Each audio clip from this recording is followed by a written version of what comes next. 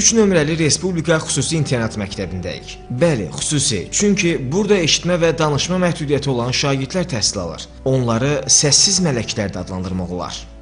Məktəbimiz 640 yerlik, 551 şagird təhsil alır, 82 sinif fəaliyyət göstərir.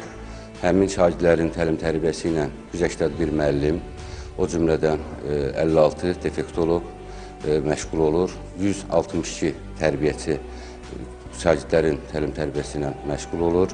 Məktəbdə fəaliyyət göstərən yataqxanada 150 uşaq gecələyir. Bu uşaqların gələcəkdə cəmiyyətə inteqrasiya olmaları, sağlam fərd kimi yetişmələri üçün məktəbdə hər cürə şərait yaradılıb. Müasir standartlara cavab verən fənn, rəsm otaqları, texnologiya kabinetləri, laboratoriya, yeməkxana və idman zalları var. Burada hər bir uşağa xüsusi münasibət göstərilir.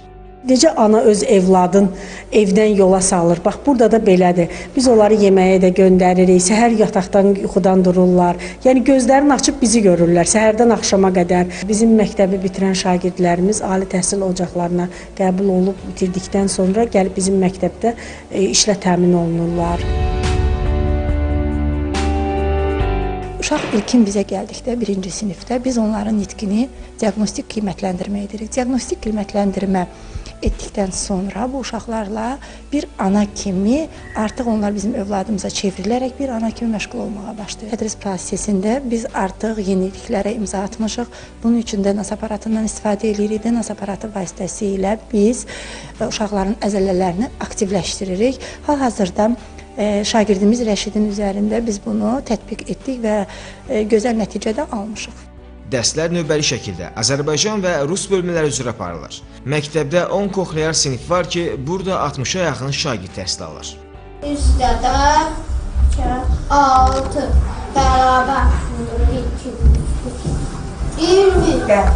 Heydər Əliyev Fondu tərəfindən bizim uşaqlarımız yeni cihazlarla təmin olunur. Bu aparat vasitəsilə bizim uşaqlarımız eşidir, danışa bilirlər. Bu proses davam etdirilir.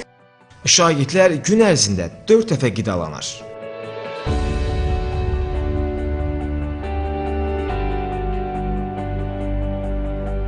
Nahardan sonra asudə vaxt başlayır. Kimisi idman edir,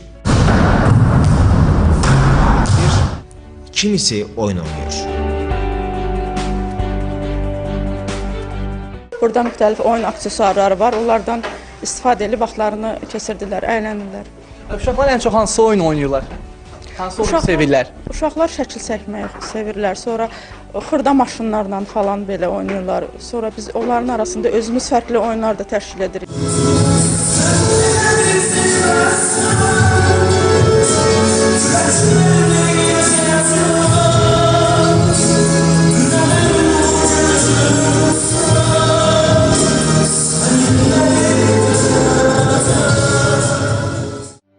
...2023-2024-cü il tədris ilində məktəbdən 59 şagird məzun olub. Onlardan 5 nəfəri kollecə, 5 nəfəri isə peşə məktəbində təhsilini davam etdirirlər. Vüsal Arifsoy, Zahir Həşimov, Səbuy Sadiq, Telesər.